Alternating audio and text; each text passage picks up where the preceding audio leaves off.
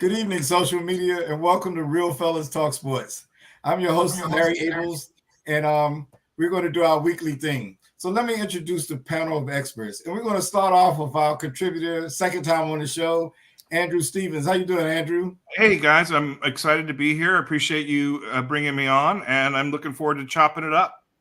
All right, glad to have you back. I had a couple of friends that told me that you were pretty good last time. Thank you. I'm trying hard. Okay. Next, I have a longtime friend, Charles Chuck Snowden. How you doing, Chuck? Hey, Larry, I'm doing wonderful. It's Wednesday. It's the Wednesday before Christmas. You know I love talking sports with you guys. I'm glad that Andrew is joining us tonight. Let's get it on. Can't wait to talk about it. Okay. And last but not least, the sports doctor himself, Earl Go-Go Rush. How you doing, Earl? My back hurts. I've been sleeping all day. I'm not in a good mood, but I'm ready to go ahead with you guys. Keep things real, And it does look like Andrew has some pepperoni on his face. But anyway, I'm ready to go. All right. I hope you feel better as the show progresses because this is going to be an uplifting experience. So let's just get started right now. Let's jump right into the NFL. Chuck, I'm going to start with you. Eagles. They lost this week. What's going on with the Eagles and Seahawks? What happened, Chuck? I tell you what, that is a very good question, Larry. What is going on with Philly? Now, I know they've just lost 3 in a row. Something's not right. Maybe it's the coordinators that they added to this team, but by now they should have figured it out. But I will say this. The quarterback for Seattle, he threw 3 beautiful passes. And there were 3 beautiful catches coming down the stretch in that game in the rain. But to answer your question, I'm not 100% sure what's going on with Philly. Andrew, what do you think about that game? Seahawks, Eagles. Do you think the Eagles just had a bad day, or are they starting to slip? No, I think the Eagles had a bad day, simply. I mean, not a great day. And Charles is right. The Seahawks at home were ready for them. I think, the Eagles are going to win the NFC East and be the first or second seed in the Eastern Conference. So yes, I think they will be back and they will be a force in the playoffs. Yeah, they do have a pretty favorable schedule. I think they got the Giants twice and the Cardinals. So yes. If they're not the first or second team, then we really have a problem. Bigger problem. Earl, what do you think about that game? Seahawks and Eagles. Seahawks just get up for the game, make a couple of big plays, or are the Eagles in decline? The Eagles have problems. They're struggling. I just think Seattle got lucky in that game, to be honest with you. Because Seattle is trash. But Philadelphia, they have 4 injuries on defense. Their defense is nothing. Their defense is not like it used to be. That's the main problem. Even though the quarterback is hurt, he's still been playing all right. He threw a couple of turnovers that game. Fourth quarter. The Eagles, to be honest with you, Larry, so we can move on with the show, the Eagles are just not as good as I thought they were. That's all. Okay. And Hey, Gregory Fenner, thanks for joining us again this evening, sir. We appreciate the support and happy holidays. Absolutely. Thanks for your comment. Okay, so let's switch to the other beast of the NFC East, supposedly the Dallas Cowboys, because I'm calling them the beast because they had the more recent victory against Philadelphia. Dallas and Buffalo is and we'll start with you, Andrew. What did you think of that game? So I think the Dallas defense inability to stop the run, and Buffalo exploiting it, like 70% of the plays were running plays. I don't think that was random. I don't think it was a fluke. I think Dallas Dallas has not played good defense on the road, and Dallas's run defense in particular, I think there's schematic holes in their defensive scheme, and I think the tape is showing that. And I think the Dolphins are going to run all over them, and I think the Dallas is in trouble unless they can shore up that run defense, because that's how the playoffs. That's how it's going to get decided. And Dallas has got a lot of talent, but their run defense is bad on a lot of levels. Okay. We'll give a shout out to Lauren Lassiter. How you doing, Lauren? Lauren. Thanks for the support. Good to have you on. Earl, what do you think of the Bills and Cowboys game? What were your thoughts of that? I know you thought the Cowboys were going to win. I did, and that was one of the mistakes that I made. And I already know they don't come up for the big game, but they fooled me, and I thought they were going to show up for that game. But the Dallas team defense is built on speed. I mean, their middle linebacker weigh 205 pounds. How you going to stop somebody in the run? You can't stop nobody in the run with a 205-pound middle linebacker. They can try to be tricky and all whatever. Their defense is not good as far as stopping the run. They're only good when they are ahead and they get to rush the passer. That's all. If they're behind, they're the Dallas that we all know. Not going to show up for the big game. And I don't want to hear any more talk about Dak being the MVP candidate. Now, it's funny how 1 week can just change everything, right? Yep. Chuck, what do you think? Well, I think Andrew made a good point, and Earl picked up on that point. And I didn't see this point, and that is Dallas can't stop the run. They're not that tough up the middle. I guess if you just strap it up and run right at them, you can be effective. And that's all Buffalo did this past week with that guy Cook or James Cook. And they couldn't stop him. I think Josh Allen only had 90 yards of passing in that game. They just handed it off to that guy, and he did his thing. And you're right, Earl. As soon as I was getting ready to say Dak maybe is having a great year because they beat the Eagles the week before, the Dak that I know and love returned to form in a big game this past week on the road. Dallas is pretty good at home, but they're not that good on the road. And can I add one more? Sure, go ahead. On this is just so I got nerdy with Pro Football Focus earlier this week, and one of the problems with Dallas's defense is their best defensive player, number 11, as we'll call him. He's their 12th best.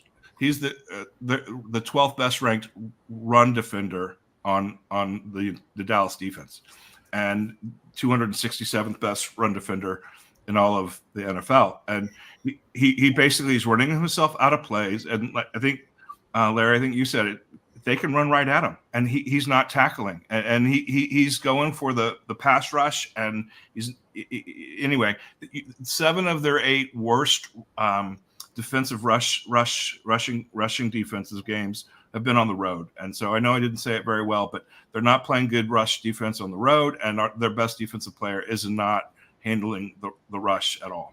And you know what? They play Miami this weekend, and Miami can run. Sure, they can throw the ball deep to Tyreek and so forth, but those 2 little fast running backs in Miami's backfield, they know how to run that thing too. They run it differently, a different scheme, but they can run it effectively as well. And it's down in Miami. We're going to find out if Dallas can fix that problem in 1 week. So before we leave Dallas, Chuck, and this could really go for anybody, we know that are we victims of recency bias? We saw that Buffalo ran on Dallas. Has anybody else run on them this year? Or just Buffalo just discovered the secret in week, 15? Well, that's what I was saying. I didn't see this coming, to be honest with you. And maybe it's because Dallas, once you get a lead, Dallas turns those guys loose, and maybe they hadn't been behind in some of those. I don't know, but we're gonna find that out, Larry, this weekend. I think against Miami. The answer to your question. Well, Andrew, you wanted to say something? Yeah, I mean the Arizona Cardinals ran all over them. The San Francisco 49ers ran all over them. Some teams, even the Carolina Panthers, ran all over them. Several teams have had their best running days of the year against the Cowboys defense. But I guess only a couple of them really hurt them, Buffalo and San Francisco. Right. Earl, let's move on to next week. And 49ers versus Ravens in San Francisco. What do you think of that game, Earl?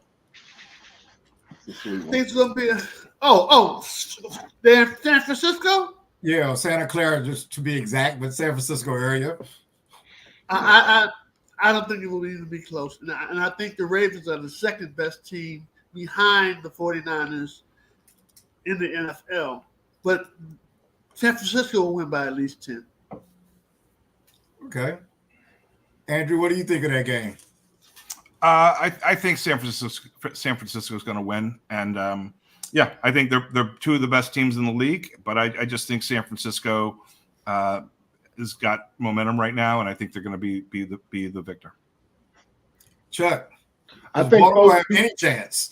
Yeah, heck yeah. I think they are the two best teams in football. I know Philly is in the mix as well, but I do believe that those two are the two best. And I think they have the two best personnel too.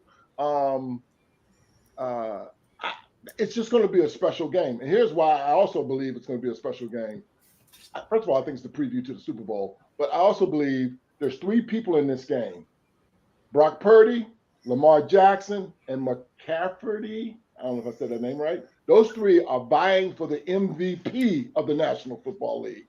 And I believe the best player who comes out of that game will be the league MVP this season. Earl, your nonverbal communication is telling me something that maybe you don't quite agree with, Chuck. You care to elaborate so we can understand? I love Lamar Jackson. He's not having the MVP this year. He's not having the MVP year. So I don't even know why his name is even being considered. The team is playing well. Quarterback's playing well. He's passing more. He's not just running all the time. He's not having an MVP league. If you just look at the stats between the other people you compare to him, they're not even close. So how could he even be in the running when McCaffrey and Purdy stats are so much better than his? If he wins that game, he will win the NFL MVP this season. I'm trying, Larry. I'm trying. I'm trying to be a better person, Larry. I'm trying to give Charles a break. It's always about the stats. They're 11-3. He's had the lead every single game this year. In the last 2 minutes of the three losses, there was a fumble or something stupid or missed a field goal. They had the lead in other words, they have had a dominant year. And if it's not about the stats, Charles, what is it about? I'm just asking. I don't know. I don't know his stats. You don't. I said if it's not about the stats, what is it about?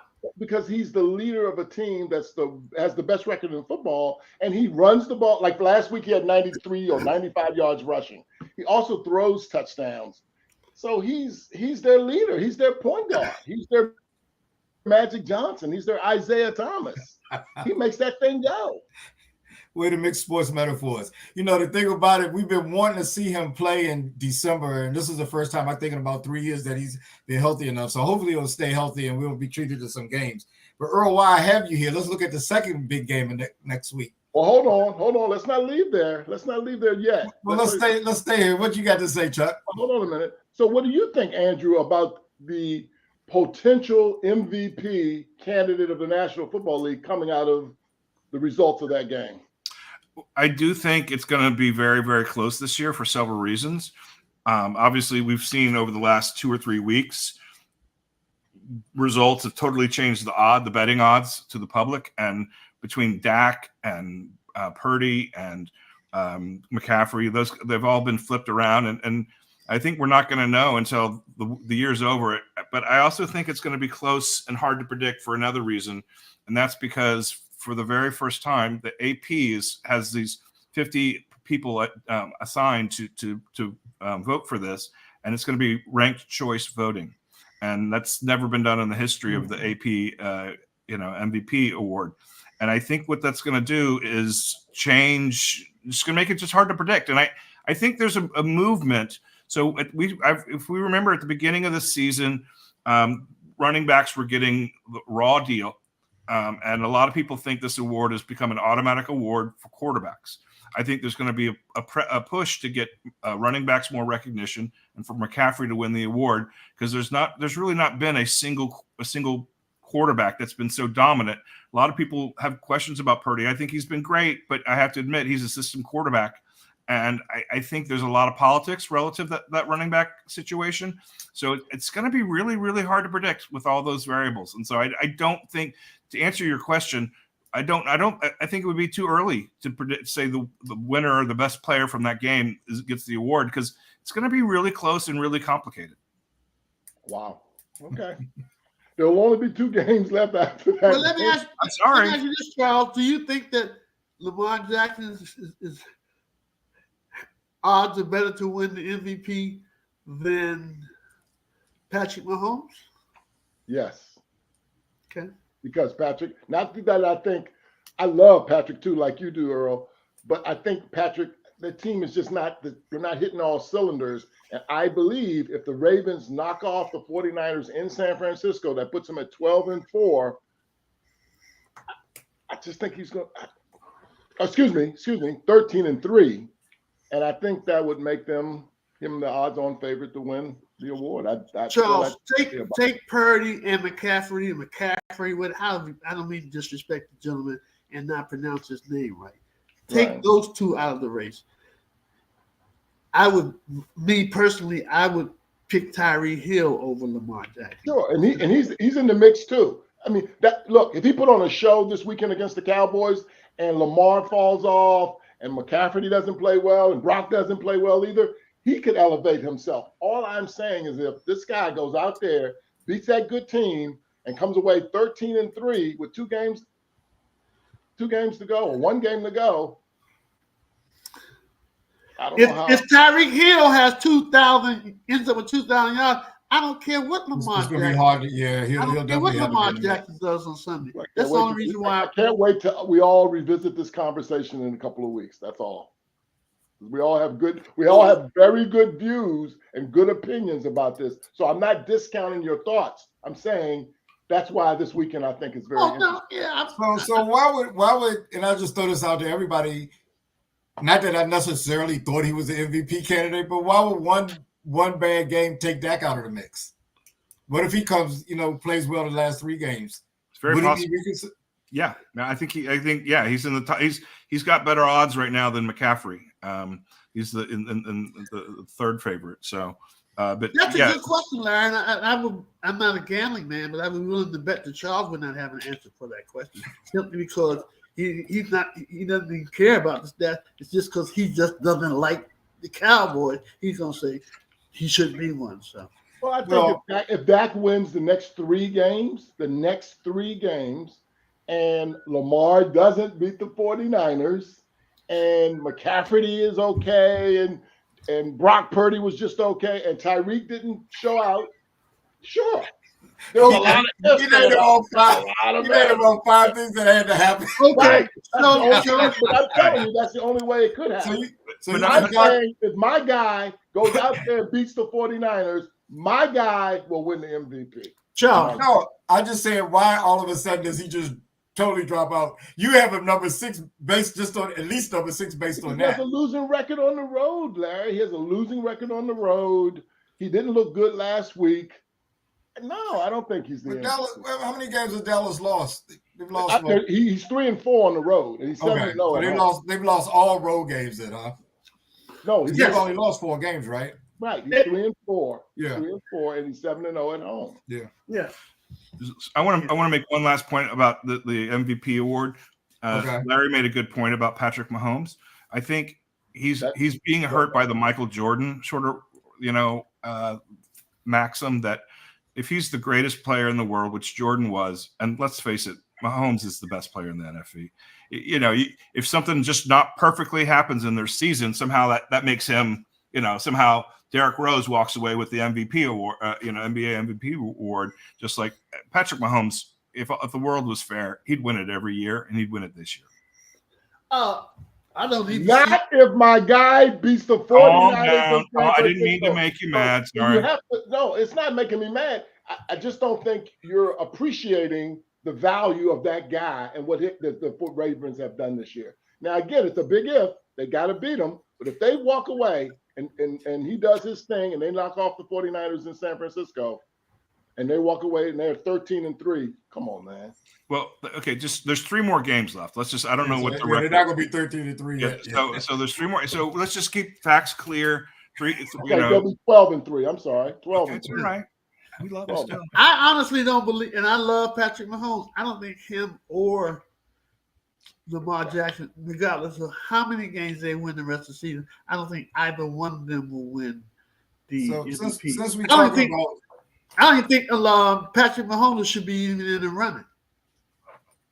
Why should he even be in the running? Patrick Mahomes, I don't think he's going to, or Lamar Jackson. I don't think either one of them are going to. Well, I don't think Patrick Mahomes even has a shot to win. I was just saying he is the best player in the league. He's still the best player in the league. And, it's just somehow it's just not going to be, he's not under the team isn't as good as they usually are. So he won't win. So why isn't anybody talking about Tua? What if they were their last 3 games? And he's certainly been passing as well as anybody this year. We just don't feel Tua. Tua plays for Miami, which, as I told you the other day, is the AFC Dallas. Well, let's stick right here because they're getting ready to play this week. Who's going to win that game? If the NFC Dallas's quarterback was considered for MVP, why can't the AFC Dallas quarterback? So who's going to win between Miami and Dallas this week, Earl? Since they are the same team. Are they playing in Miami?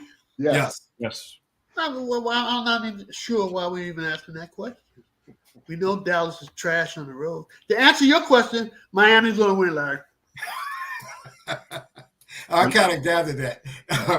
Since Dallas is trash on the road. What do you think, Andrew? Does Dallas have a chance to go to Miami and win? I think Miami's going to win. My only concern is that Miami has a lot of injuries, including Tyreek Hill. Tyreek did not play last week. He might not play this week. And their running game, which, of course, we mentioned Dallas is so bad at stopping, they're missing the Dolphins have a number of injuries among the offensive line. Some of those guys are going to come back this week. Some of those guys aren't. We don't know exactly which ones, but 3 or 4 of their best linemen are, iffy for the game on Sunday. Did they play last week? Some of them did, some of them didn't. Okay. But yeah, but they're having their starting center is out, and this Eichenberg fella is not done a very good job filling in, and Eichenberg will be be the center on Sunday probably. So, Chuck, who wins that game? Miami. I agree with my colleagues, Mr. Go-Go Rush and Mr. Andrew, and I think it's going to be Miami. It'll be and by the way, in answer to your question about Tua, look, Larry, and I know, and so we're all showing our biases tonight. So I know all year long you have liked Miami, and I get it. They have been a fun team to watch, and they're exciting as heck. But they've played a couple of games this year where they literally, when teams got physical with them, they got punched in the mouth, and they didn't respond well. And so I don't think, as Earl was saying, they're like the old days, the AFL. They're just not a physical enough team to me. And but we're going to find out this weekend. It's interesting because they have this something like the 5th ranked defense, which I didn't understand that. But a lot of times your defense doesn't give up a lot of yards when your offense controls the ball a lot too. So it's kind of hard to measure. But I don't know. They have a reputation for being soft. I'm hearing people say that. I think they're charming. I'm not. Well, I think they seem to be such a finesse team on offense that they're so fast. I haven't grasped that on their defense yet. I really don't know what to think about their defense because their offense is so dynamic. It seems to dominate all your attention. And if you're just judging it, they don't play that run the ball down your throat game. They just seem to be able to run by you. But I'm looking forward to a good game there. I think that game could go either way. Right. Okay, before we get out of the NFL, I got two questions. I want you guys to rank your top 3 AFC teams in order. So we'll start with you, Andrew. Yes, so I will go Baltimore's number 1. I think I guess the Chiefs would be number 2. I think I might be forgetting somebody.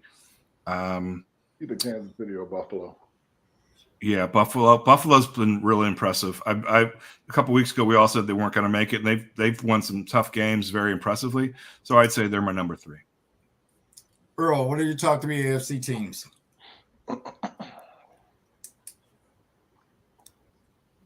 The Ravens, Miami, and Buffalo.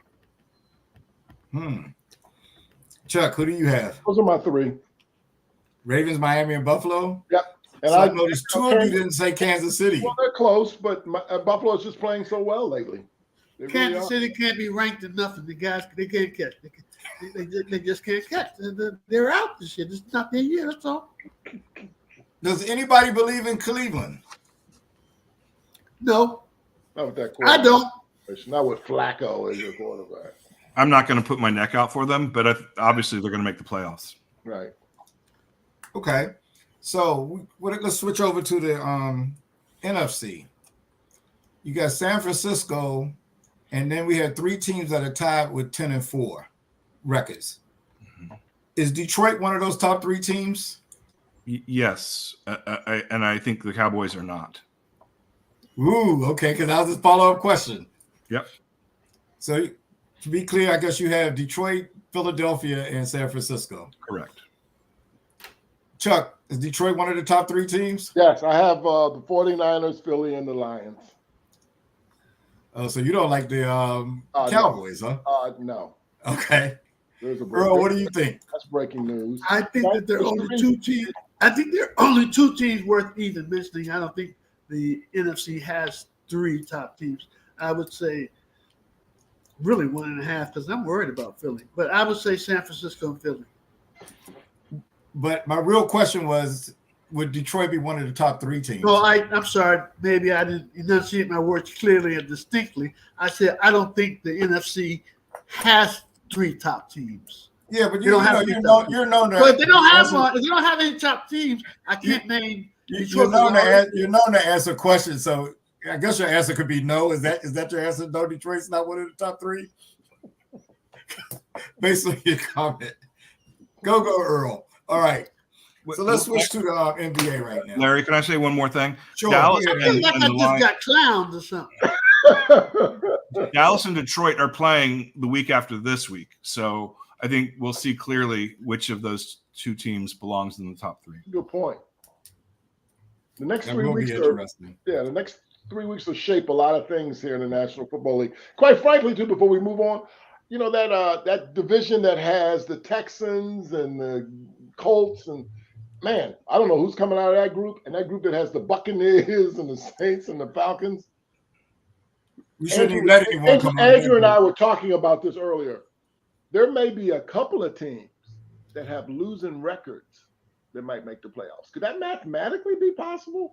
Well, who else is going to make it other than the winner of that NFC South? Well, the NFC 6 and 7 seeds are going to be right now. They're 2 7 and 7 teams, but it's possible that one or both of them will be under 500. Yeah. Okay. It's a little unlikely that both will now, just because so many teams are currently 7 and 7. That it's likely that whoever makes it will, have some wins 2 of the last 3 games. So okay. So let's move on to the NBA now. Boston Celtics. I just want to start with them. They're like 20-6, second best record in the league. But I never hear anything about them. Chuck, any idea why? Well, Larry, to be honest with you, I think we hear a lot about them, meaning everybody knows their team. Everybody knows that they're solid. The only question with Boston, I think, in a lot of people's minds, is do they have that coach that can push the right buttons all the time with them? But they got players, and if can Porzingis stay healthy? But we know that who they are. They're solid. They're good. And I hear about them as much as I hear about Milwaukee as well, in my opinion. That's kind of my answer to your question. I do hear about them. Andrew, you got an opinion on the Celtics? Yeah, so I mean, I agree with Charles largely, but I just think the reasons the teams we're talking about are kind of surprises, teams we don't see there every year. And the Celtics are like the winningest, or one of the winningest franchises in NBA history. And in Minnesota, I mean, they've never really done much of anything. And they've got a team that is built to beat Denver in the playoffs. They've got 3 big men. One of them they gave up a king's ransom for. And I think it's just that you look at teams like Oklahoma City and Orlando and Minnesota. These are teams you don't see leading the league very often, and that's just why we're hearing more about them, I think. So it's a little more excitement in the West than the East, I guess. Is that what you're getting at? That's true as well, yeah. Okay. There's some up-and-coming young teams and young players that are kind of fun. Earl, you got a thought on the Celtics? I don't see them getting the press, for a team that's winning as much as they are.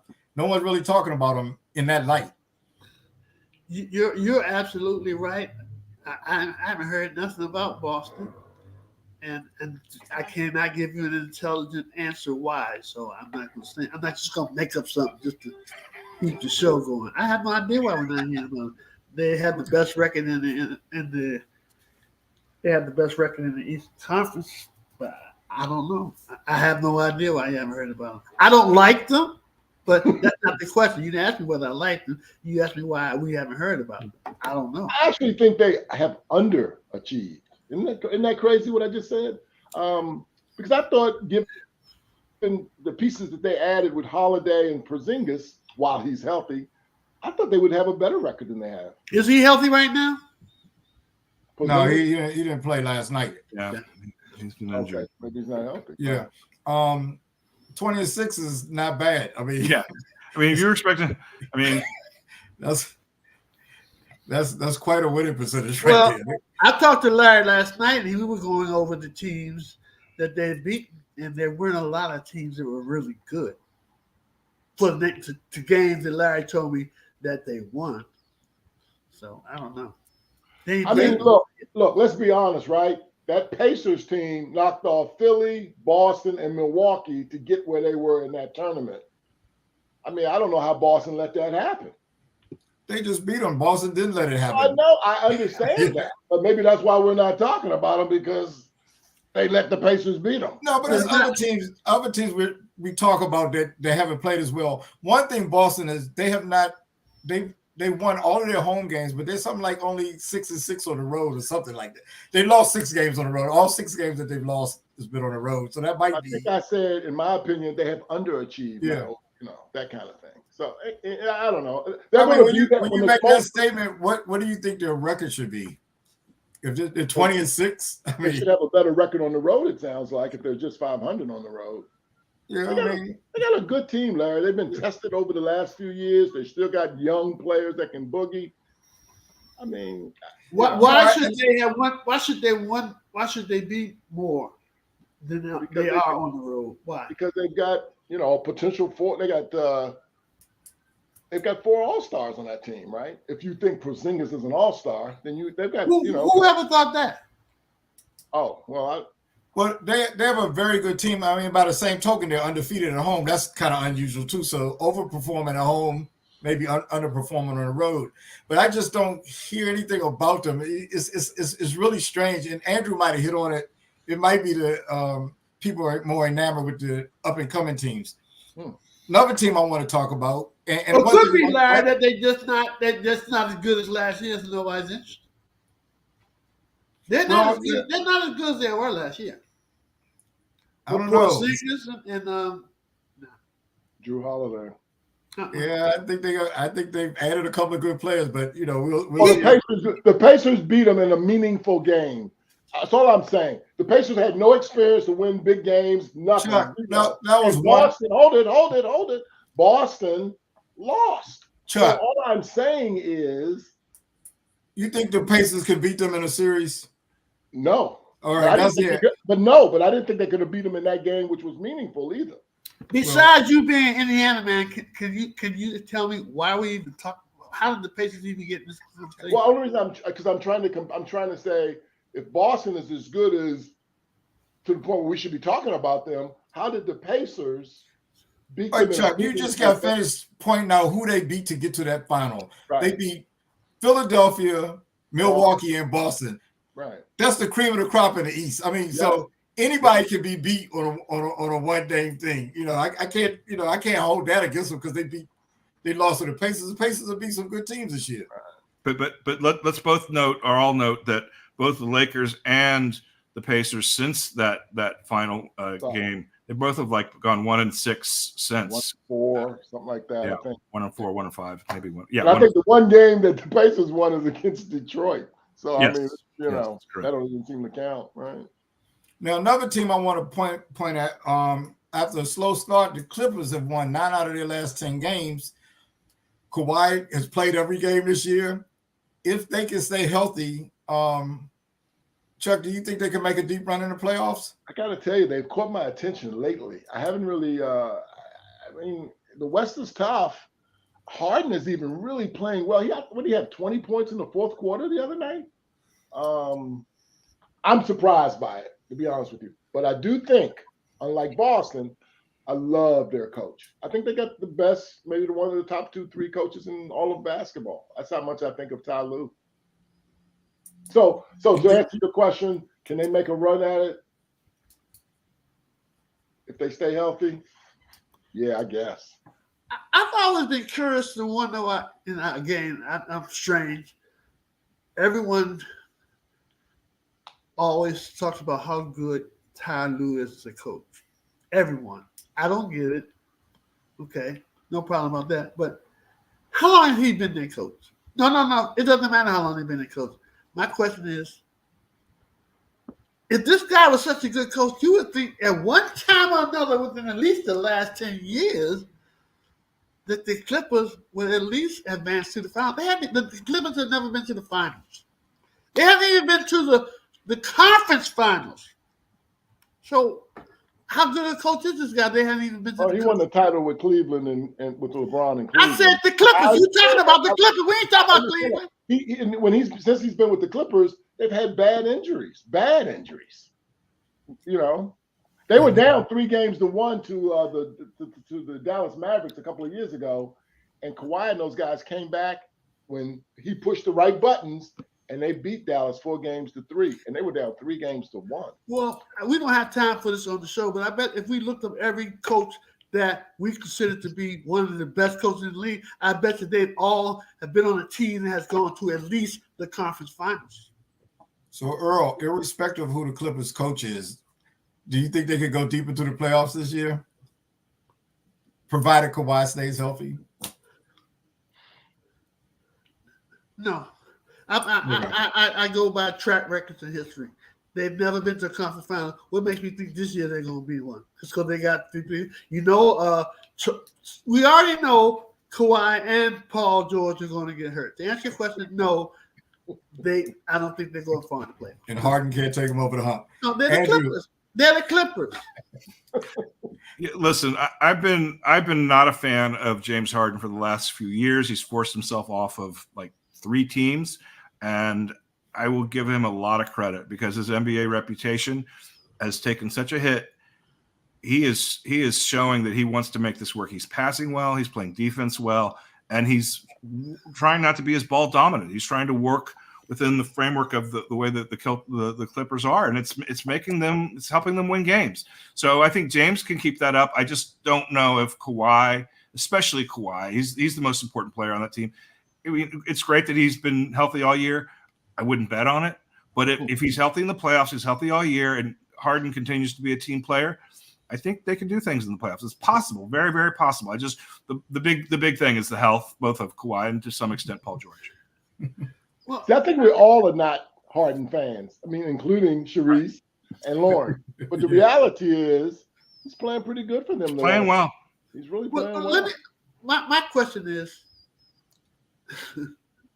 what makes you think this year that Harden's going to be able to come through with his past history? And so he does not come through in the crucial. The playoffs means the crucial to me. My point is that his reputation among the players in the NBA, along the execs in the NBA, the fans of the NBA, has never been lower, and he's approaching this team and this opportunity with some degree of humility, and I don't think I've ever seen that from him before. I really don't. And he's got some talent on his team too. He's got some talent, talent. He's had talent previously too. I know, but something looks a little different, but of course maybe I'm wrong. Like something seems different there, but it could still go wrong for sure. Well, I think that something that seems different is that Kawhi Leonard has been playing every game and playing really, really, really well. If he can sustain that is the same Kawhi Leonard that took a Toronto team with the point guard, and they won the NBA. Hey, Chuck, let's hope he's the same Kawhi Leonard. I'm just saying. I'm not saying he is. I'm just saying that Kawhi Leonard took that team and won the championship. Lauren evidently agrees with Earl. We need to get Lauren on the show. She seems to have knowledge of the game. We need more people like that on this show. But Andrew's point, though, is maybe Harden he knows he's done so many bad things that maybe he's finally woke up and maybe he might behave himself here. I doubt it, but we'll see. Okay. What hand is he? Was he right-handed or left-handed? He's left-handed, right? He's left-handed. Okay, staying with the NBA. Last week, as we were wrapping up our show, the NBA announced that Draymond Green was going to be hit with an indefinite suspension. And I'll start with you, Andrew. Is the league handling this, Draymond Green correctly here? I know this is not a popular opinion, but I think they are. And the reason I think that is because his interpersonal or psychological makeup, there's something that seems to be not right. And I think you can't put a number of games before a person's gone through therapy. And I know all about therapy. I mean, not only has some members of my family been through it, but every member of my family's been through intense therapy. But no, I think you can't know how he will react to that. I don't think you can't know what his condition will be, because it's very abstract. It's his mental health. I really think that's what it is. And so to say, 10 games, you won't be crazy anymore. I think it's the right thing. I think it won't be used. The indefinite suspension won't be abused and used often, but in cases like this, I think it's appropriate. Chuck, league handling it correctly? I think they are. Sometimes I think Draymond is crazy like a fox. True. So yeah, I think the league is handling it right. I just don't know if that team, they're on the downside of this thing. And I don't think Draymond, it matters if he comes back. I'm just curious whether the team is winning or not. What's that have to do with? I think if the team was winning, he would be behaving a little bit differently. So you don't think the suspension is going to have enough impact on him? It's the team. Earl, what do you think about that? I don't think they handled it well, but I'm kind of hard. I don't think he should be able to play anymore for the things that I have seen him do. And they say that they suspended him indefinitely, but I'm seeing reports where they're saying it's more than likely he'll be back after 12 games. They didn't handle that right. If they're going to give a number of games, they got to suspend this guy for at least 20, 25 games, not 12 games. They didn't handle it right at all. They have not handled it right at all. No. But how do you know it's only going to be 12 games? That's what they're saying. That's what they're saying. That's a room. Those are rumors, but that's not what the commissioner has said. Right. So it's interesting. Well, I know it's going to be 12 games through the rumors I've heard. Right. Well, at least 12 games. At least that's 12 how games. you said it, Earl. That's how you said it. It's at least 12 games then, right? Okay. I just hadn't heard. I just kept hearing indefinite. I hadn't heard a number of games. I heard he's going to be out for like 3 weeks or something like that. Yeah, and they figured that to be about 12 games. Okay.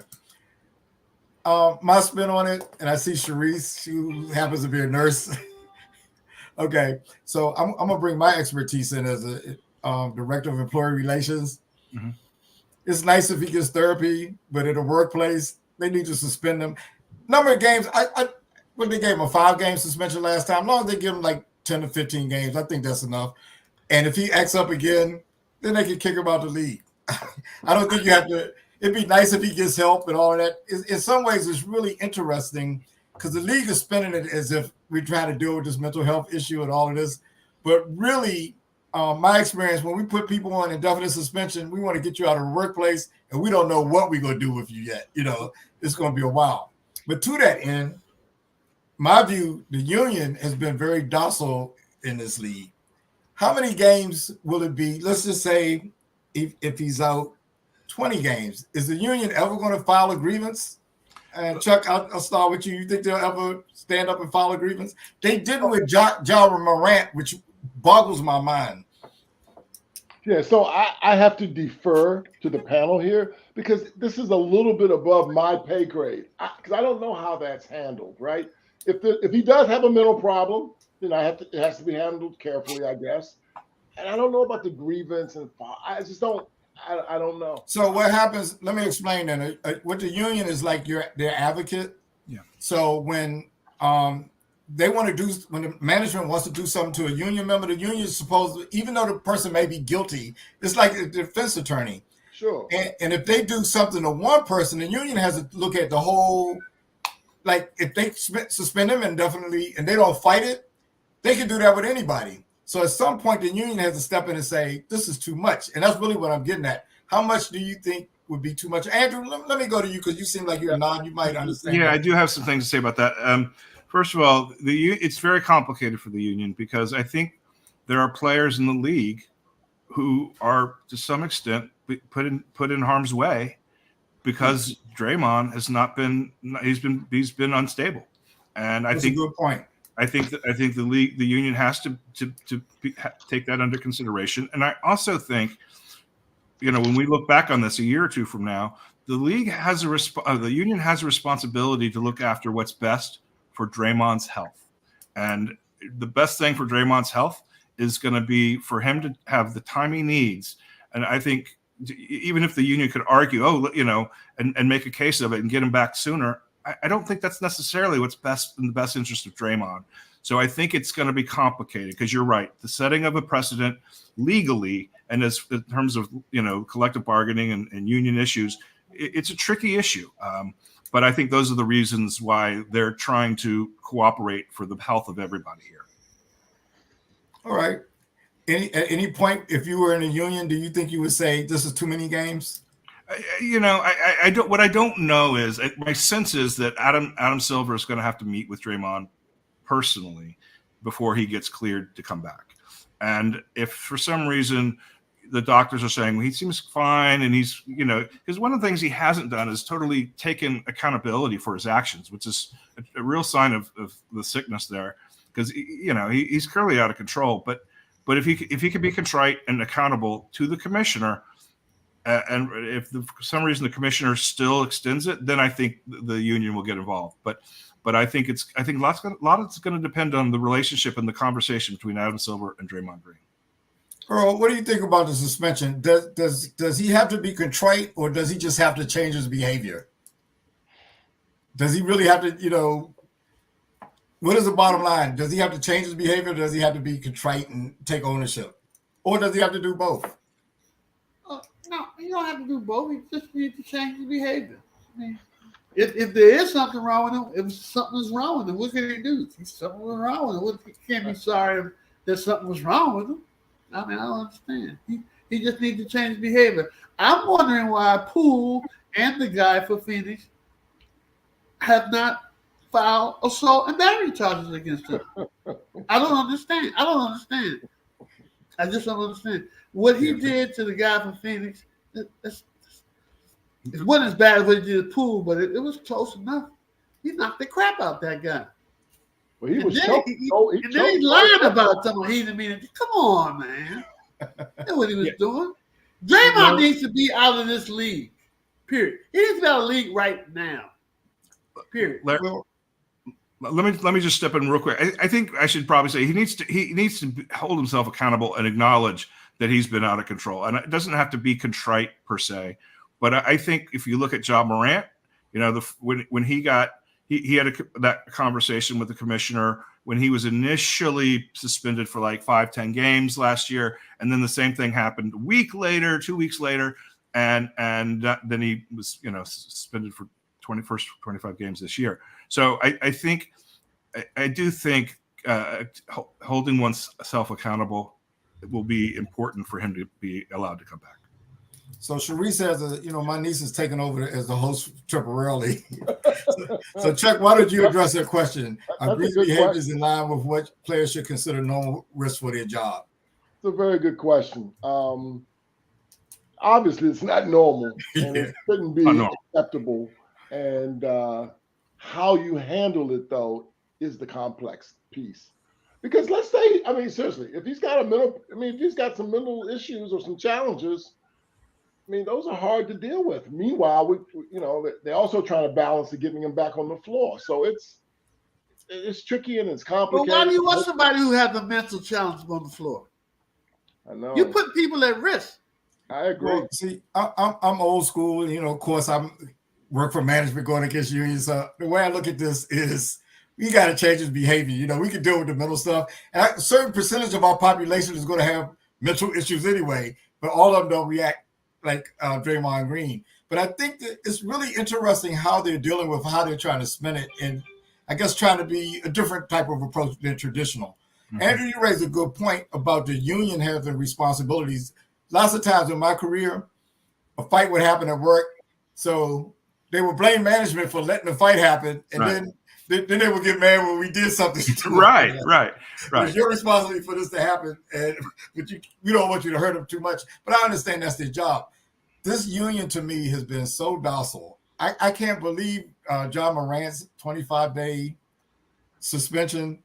They didn't grieve that because they could grieve it. The worst thing that could happen is they'll uphold it. The league might have even mitigated it down to a 10-day penalty, but I don't know why this union is interesting to me.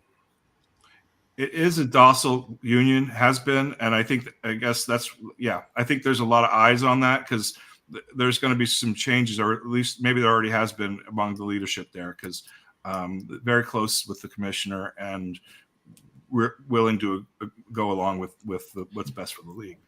So Lauren has double standard. What's funny is there was a time when we were growing up and we were watching football. I mean, watching the NBA. All the stuff that Draymond did, nobody would be saying anything about it. But it's not that time anymore. Well, one thing, the players would have resolved it on the court, too. That's another thing. A lot of times you can fight and not get – back in the day, you could fight and not be thrown out of the game. Right. That's what I mean. Hey, great discussion, guys. Now we're going to move on to college football. Jaden Daniels, quarterback for LSU, has decided he's going to skip the bowl game and enter the NFL draft. He wants to be healthy. Do you think he'd play if his team was in the Final Four? And Earl, I'll start with you. Do you think he'll show up if his team was in the Final Four, or what do you think? I think he's a great player. Yes, I think he would. To answer your question, he would? I don't see any reason why that he wouldn't show up. Well, the same reason now, because he might be worried about injuries. So, Chuck, what do you think? Okay. I misunderstood your question. Okay. I thought you was questioning whether he was thorough or not, whether he would not show up for a big game. That's what I thought. No. He's sitting out to avoid, the chance of injury because he's going into the draft. Oh, if he was the Final Four, would he play? Yeah. I wouldn't. You wouldn't? Wouldn't impact your decision?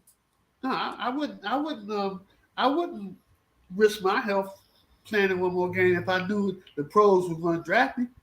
My career is over after that.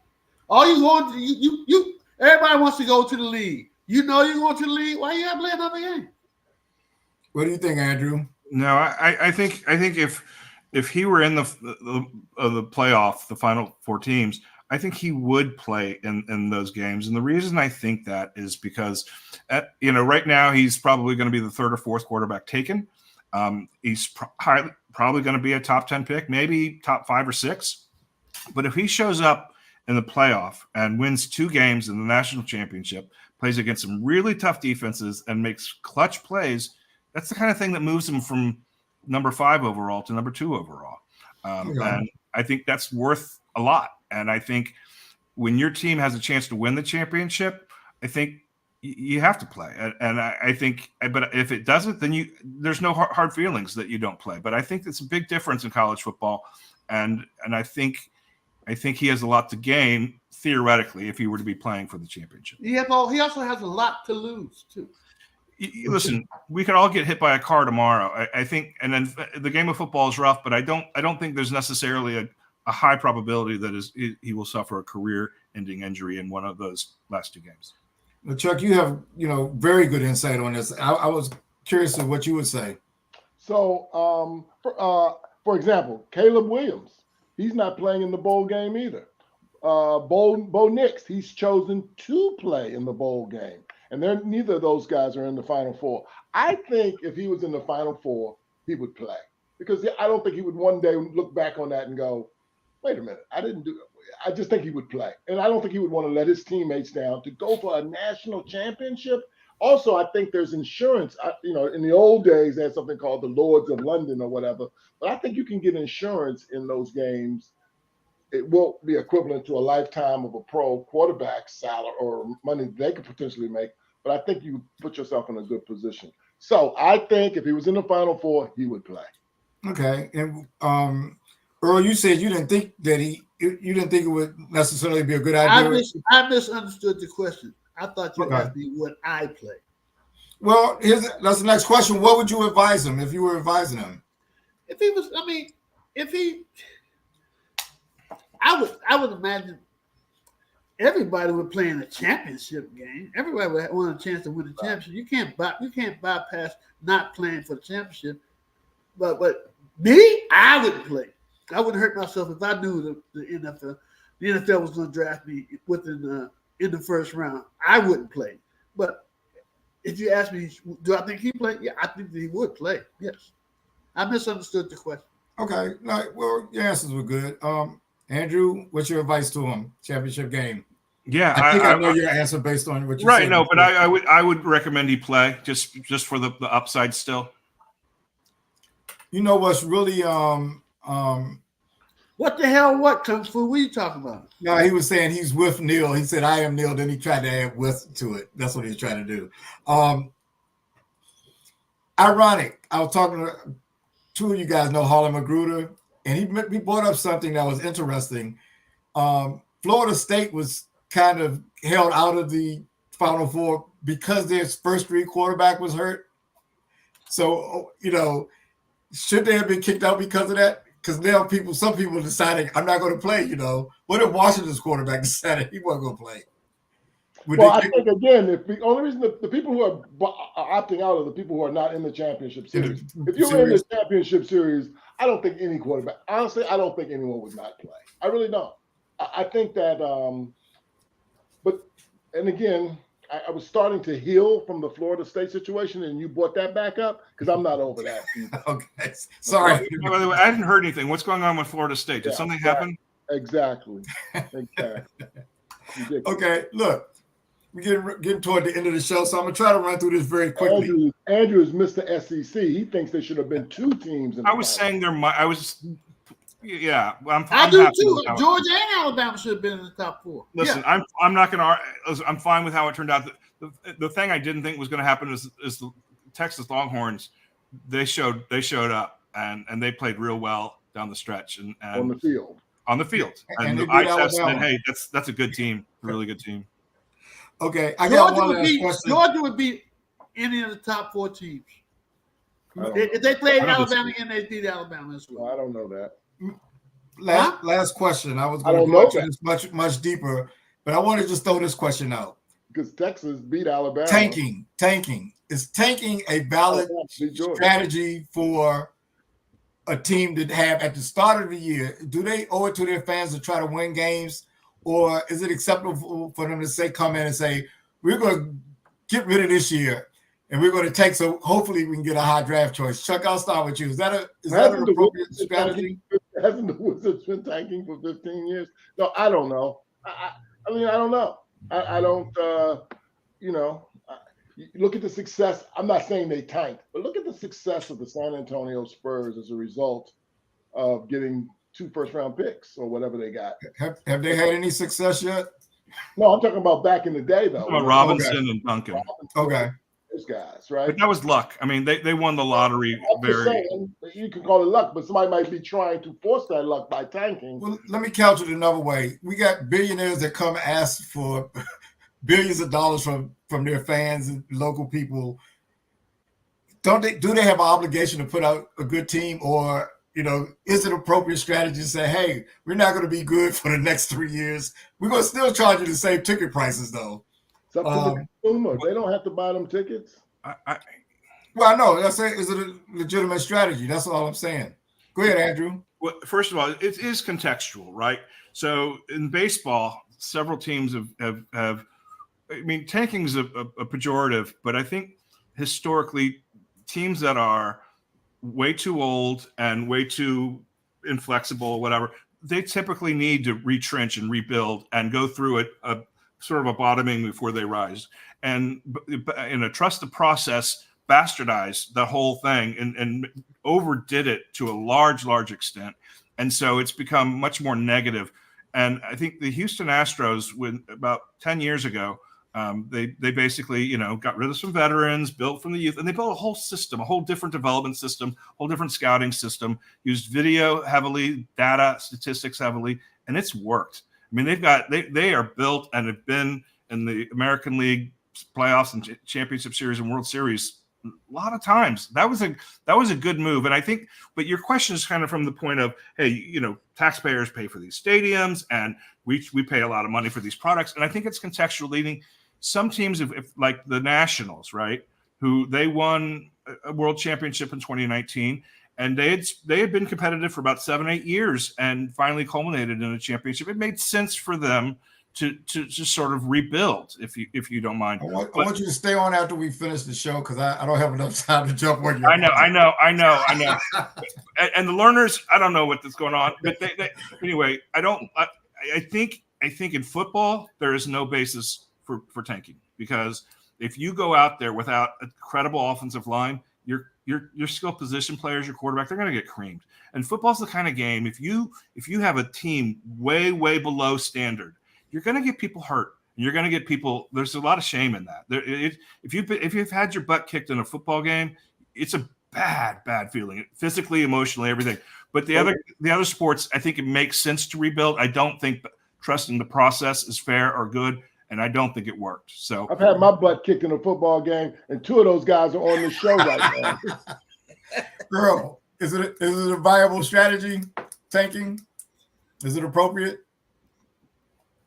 Yeah.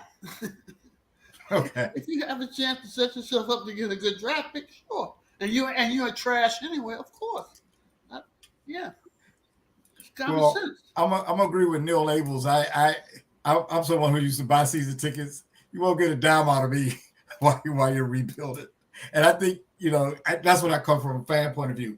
But look, that's all the time we have today. You guys are great. Let's go around and see if we have any closing comments. Sports Doctor, we'll start with you. You have a closing comment? I do. I mean, I know we have so many hot topics to cover that maybe we covered it and I just didn't remember it because I'm senile. But last night I saw not because of recent bias. I saw the best Tuesday night doubleheader on TNT that I've ever seen. We didn't talk about Ja Morant. We didn't talk about that game, which was a fabulous game. He had a great comeback. And we didn't talk about the Steph performance last night. Those were 2 of the best games I've ever seen on TNT last night. And I thoroughly enjoyed myself. The only thing that I don't like about it, I know I'm long-winded, is that after Steph's game last night, they're talking about he needs to be in the conversation of one of the best. I just thought that was ridiculous because he's had several games like he played last night. No one ever talked about him being in the one of the top players. That's crazy. He's very good. He's one of the best. He don't go with Kareem, LeBron, and Jordan and Kobe. He doesn't belong in that conversation, in my opinion. Andrew, you got a closing comment? I just think, broadly speaking, there's been a lot of peace in pro sports recently. I think we got the long-term NBA and NFL pacts with the union and the commissioners, and I think the relationships there are very good. Maybe, Larry, like you say, too good and too cozy. I think I'm not sure about the baseball situation. That's going to be a little bit trickier, but I think we've got a good future in sports for us, and sports is the only thing that ranks on TV in terms of ratings. So let's enjoy the peace for the next 5 or 10 years, because I don't think we're going to see a lot of strikes anytime soon. Okay. Chuck, any closing comments? I'm going to try to make it quick, and I'm sorry. I just got back from Indiana. We lost to Kansas by 4. My closing comment is about their coach. His name is Mike Woodson. And I was looking at something. We were having a discussion over the weekend. In 1980, Mike Woodson in December had back surgery. He had back surgery his senior year in 1980. Back surgery. He came back from back surgery with 6 games left in the Big Ten. And Indiana was just stumbling. He performed. He averaged 23 points in those 6 games. In the last of that game was against Ohio State, who had Clark Kellogg, Herb Williams, Kelvin Ramsey. They beat them, won the Big Ten title. He only played in 6 Big Ten games that year and was voted the MVP of the league. And I just don't think we talk about that. That is not as well known. I wanted to make mention of that. And he's doing a great job with my Hoosiers. Just wanted to shout out Mike Woodson and that success he had in 1980 when he was the Big Ten MVP. Full disclosure, he's one of your best friends too, right? Oh, he is. So, Charles, you're saying we don't talk about the 1980 Indiana Hoosiers enough? Is that right? He's over my shoulder right there. I mean, over my shoulder. I feel so bad. We should talk about them more. I'll work on that. We don't judge on the closing comments. Okay, sorry. Okay, so that's all the time we have for tonight's show. Guys, I'll see you guys in the studio after the show. Great job. Thanks everyone for tuning in. Great comments, everybody. We appreciate it. And we'll see Merry you Christmas, next week. happy holidays, and Peace thanks out. for tuning That's in, right. everybody. Happy holidays, everyone. Merry Christmas. And we'll see you next Wednesday on Real Fellas Talk Sports.